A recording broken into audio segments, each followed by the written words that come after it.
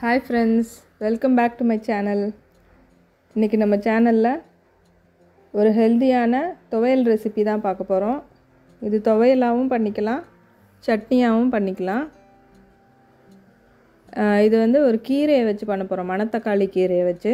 மணத்தக்காளி கீரையில அவ்ளோ B complex இருக்கு. ஸோ அது வந்து நல்ல வயிற்றுக்கு நல்லது, அல்சருக்குலாம் ரொம்ப நல்லது, வாய் புண்ணுக்கெல்லாம் ரொம்ப நல்லது. இது அடிக்கடி நம்ம உணவில் சேர்த்துக்கிறது ரொம்ப நல்லது. இதுக்கு தேவையான பொருட்கள், ஒரு சின்ன கட்டு மணத்தக்காளி கீரை நல்லா க்ளீன் பண்ணி வாஷ் பண்ணி எடுத்து வச்சுக்கணும். நிறைய கீரை போட்டிங்கன்னா கொஞ்சம் கசப்பாயிடும் துவையல். கொஞ்சம் ஒரு 2-3 கைப்பிடி வர அளவுக்கு எடுத்துக்கிட்டால் போகிறோம். இதை நல்லா க்ளீன் பண்ணி எடுத்து வச்சுக்கணும். அப்புறமா எண்ணெயில் வறுக்கிறதுக்கு உளுந்து 1 டேபிள் ஸ்பூன், கடலைப்பருப்பு 1 டேபிள் ஸ்பூன், 4 அல்லது 5 வரமிளகா, காஞ்ச மிளகா, அப்புறம் ஒரு அரை டீஸ்பூன் பெருங்காயப்பொடி, அப்புறம் சின்னதாக ஒரு பீஸ் புளி, அப்புறம் ஒரு சின்ன துண்டு இஞ்சி, அப்புறம் ஒரு சின்ன கப்பில் தேங்காய் துருவல், டேஸ்ட்டுக்கு உப்பு. இதெல்லாம் தான் இதுக்கு தேவையான பொருட்கள். ஃபஸ்ட்டு ஒரு வாண்டியில் 1 ஸ்பூன் எண்ணெய் விட்டு 2 பருப்பையும் ஆட் பண்ணிக்கலாம். 1 டேபிள் ஸ்பூன் உளுத்தம்பருப்பு, 1 டேபிள் ஸ்பூன் கடலைப்பருப்பு, காரம் வந்து உங்களுக்கு ஏற்ற மாதிரி போட்டுக்கலாம். உங்களுக்கு ஜாஸ்தி காரம் வேணுன்னா இன்னும் 2 கூட ஆட் பண்ணிக்கலாம். ஸோ இந்த கீரை வந்து வயிற்றில் இருக்கிற புண்ணெல்லாம் ஆற்றும். அதாவது அல்சர்லாம் இருக்கிறவங்களுக்கு இது கொடுத்தீங்கன்னா ரொம்ப நல்லது. டெய்லியே இது சாப்பிட்டிங்கன்னா ரொம்பவே நல்லது.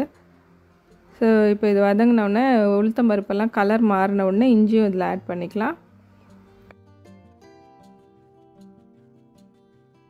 கடைசியாக நம்ம மணத்தக்காளி கீரை எடுத்து வச்சுருந்தோம் இல்லையா, அதையும் இதில் ஆட் பண்ணிவிட்டு அது நல்லா ஓரளவுக்கு சுருங்குற அளவுக்கு லைட்டாக வதக்கினா போகிறோம். ரொம்ப நேரம் வதக்கணுன்ட்டு இல்லை, ஜஸ்ட் அந்த இது லைட்டாக சுருங்கணும் அந்த இலை, அவ்வளோ வதங்கினா போகிறோம். இப்போ இதுலேயே அந்த பெருங்காய பொடியும் ஆட் பண்ணிக்கலாம்.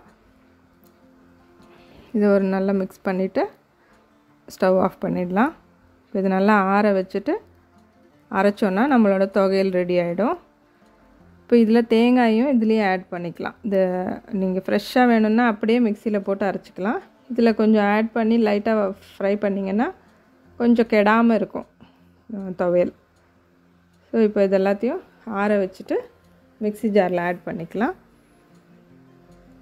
இப்போ இதை வந்து ரொம்ப நைஸாக அரைக்கணுன்ட்டு இல்லை, கொஞ்சம் ஓரளவுக்கு கொஞ்சம் குறைன்னு லைட்டாக அப்படி அரைச்சிங்கன்னா துவையல் ரொம்ப நல்லாயிருக்கும் டேஸ்டியாக. சுட சுட சாதத்தில் நெய் விட்டு சாப்பிட்டிங்கன்னா அவ்வளோ நல்லது வயிற்றுக்கு. குடல் புண்ணெல்லாம் ஆற்றும் அது. இப்போ இதை நல்லா அரைச்சி எடுத்துகிட்டு வந்துடலாம். இப்போ இதை அப்படியே நீங்கள் துவையல்னால் தாளிக்கவே தேவையில்லை, அப்படியே சாதத்தில் போட்டு பிசைஞ்சு சாப்பிட்லாம். ரொம்ப டேஸ்டியாக இருக்கும். இது ஒரு மெடிசினல் வேல்யூ உள்ள ஒரு டிஷ் இது. இது அடிக்கடி நீங்கள் பண்ணி சாப்பிட்டிங்கன்னா வயிற்றுக்கு ரொம்ப நல்லது. ஸோ இது சட்னியாக வேணும்னாலும் இதில் கொஞ்சம் லைட்டாக தண்ணி ஆட் பண்ணிவிட்டு கடுகு உளுத்தம்பருப்பு நீங்கள் ஜென்ரலாக சட்னிக்கு தாளிக்கிற மாதிரி இதுக்கு தாளிச்சிட்டு தோசை, இட்லி அந்த மாதிரி இதுக்கும் நீங்கள் யூஸ் பண்ணிக்கலாம் இந்த சட்னியை. ஸோ இது இந்த டிஷ்ஷு நீங்கள் கண்டிப்பாக நீங்கள் வீட்டில் ட்ரை பண்ணுங்கள், அடிக்கடி பண்ணுங்கள், ஹெல்த்தியாக சாப்பிடுங்க. இந்த வீடியோ உங்களுக்கு பிடிச்சிருந்ததுன்னா இந்த சேனலுக்கு சப்ஸ்கிரைப் பண்ணுங்கள். அப்போ தான் அடுத்தடுத்து நான் போடுற வீடியோஸ் உங்களுக்கு நோட்டிஃபிகேஷனில் வந்து சேரும். தேங்க்ஸ் ஃபார் வாட்சிங். Happy cooking.